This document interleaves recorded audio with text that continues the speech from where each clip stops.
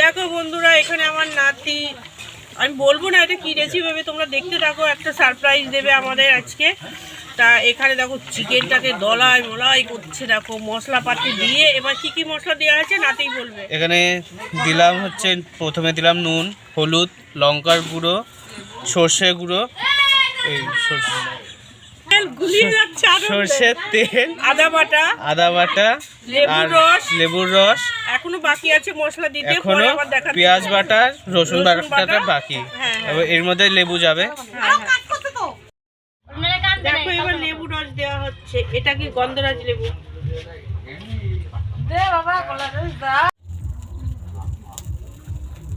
এই ডিম দেবো নাকি? হ্যাঁ, ডিম দেবো। কটা দেবো? একটা হলেই হবে। হবে তো, দেখিস। নিয়ে যা। কয়টা? দুটো।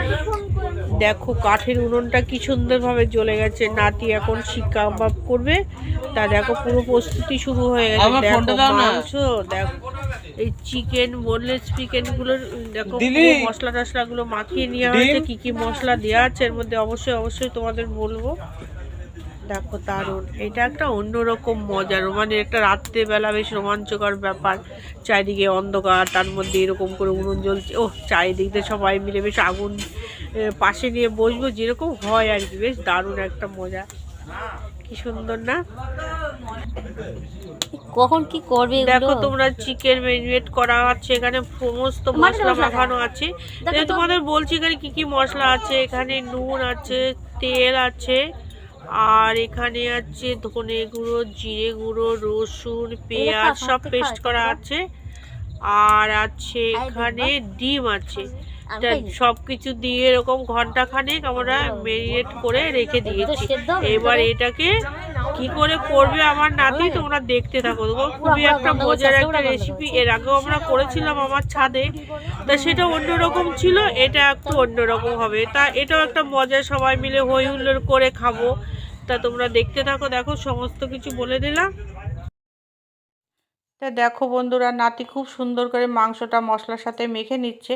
যেহেতু ওটা 1 ঘন্টা রাখা ছিল, তবু আবার সুন্দর করে মেখে নিচ্ছে। এখন শিকে গাঁথবে ওটা, আর সবাই মিলে হই হুল্লোড় করবো। আর পাশে মাইক বাজছিল, তার জন্য আমার কথাটা আমাকে পরে বলতে হয়েছে, না হলে তোমরা বুঝতে পারবে না। আর নাতির হাতে খাওয়া মানে বিশাল আনন্দের ব্যাপার, এটা তো তোমরা সকলেই বোঝো। তা এখানে অনেক লোক আছে, আর এই ভিডিওটা দিতে একটুখানি দেরি হয়ে গেছে, সেটাও তোমাদের কাছে বলছি।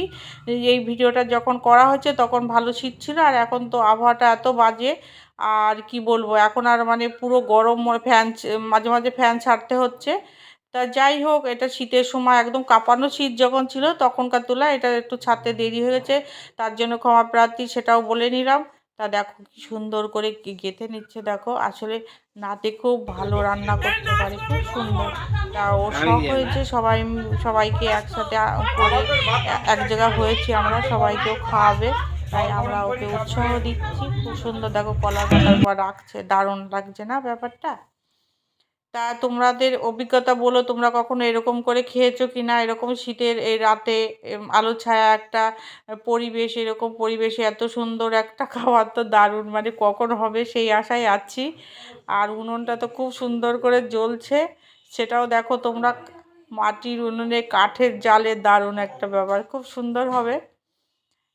তা নাতি কলকাতা থেকে এসছে, আমাদের পিকনিক ছিল, পিকনিকের ভিডিওটা তো তোমরা দেখেছো। এবার সেই রাতেই আবার এইটাকে শিক কাবাবটা তৈরি করছে।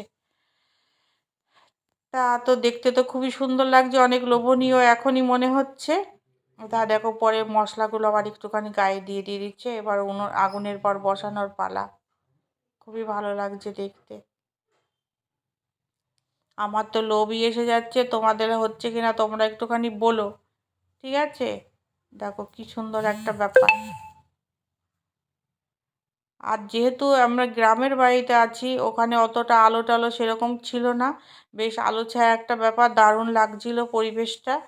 তা তোমরা গ্রামে থাকো, তোমরা তো জানোই যে এই রাতের বেলাটা কীরকম লাগে। আর শহরের মানুষ তো তোমরা বুঝতে পারবে না যে এরকম অন্ধকার রাতে এরকম ধরনের খাবার খেতে কত মজা লাগে। তো বন্ধুরা দেখো, তোমরা যে আমাকে এতটা ভালোবাসো, তোমরা এইভাবে আমার পাশে আছো, তার জন্য আমি সত্যি কৃতজ্ঞ।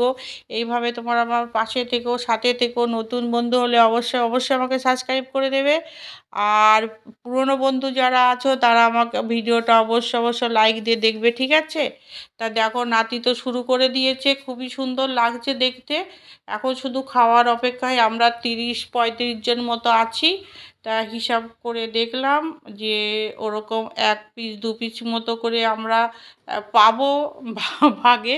কিন্তু মানে কি বলবো, খাবার থেকে বেশি আনন্দ হচ্ছে নাতি এত সুন্দর করে বানাচ্ছে সেটা দেখে।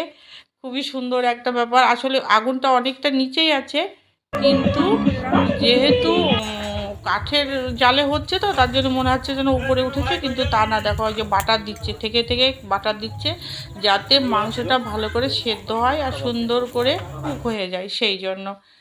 তা সেই জন্য এবার হচ্ছে কি, যেহেতু একটা কাঠের, ওটাকে কি বলে আমি অতটা ঠিক জানি না, তাই একটা খাঁচা মতো এনেছে, এটার মধ্যে এখন দেয়া হয়েছে। যেহেতু মাংসটা কিছুটা ছ্যাঁকা হয়ে গেছে, তাই যাতে এবার অল্প আঁচে হয়। দেখো, খুব সুন্দর লাগছে ব্যাপারটা দেখতে। দেখো, তোমাদের লোভ হচ্ছে বলো?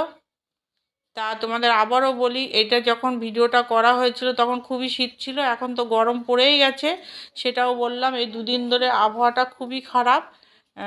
তার জন্য আমি দুঃখিত যে ভিডিওটা দিতে দেরি হয়ে গেল। আসলে যখন পিকনিক করেছিলাম, পিকনিকের ভিডিওটা তোমরা দেখেছো। তা সেই রাতে এইটা করা হয়েছিল, যেহেতু এটা আলাদা করে করা হয়েছিল। তোমরা মানে একবার অত বড় ভিডিও দেখবে না। এটা রাত্রিবেলা খুব মজার নাচ গান একটা অনুষ্ঠান হয়েছিল।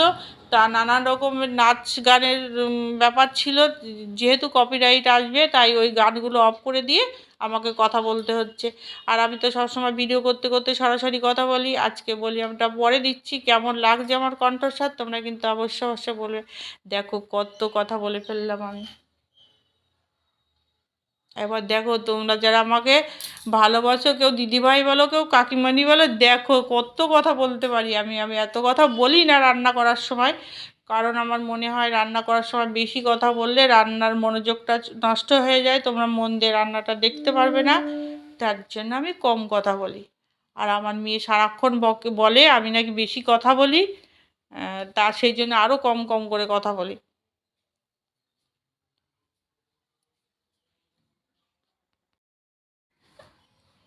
তা দেখো বন্ধুরা, মাংসটা প্রায় হয়ে এসছে। আসলে অনেকটা মাংস তো, তাই শিকগুলো মানে আগে কিছুটা করা হয়েছে, তারপরে আবার শিকের মধ্যে গেঁথে আবার করা হচ্ছে।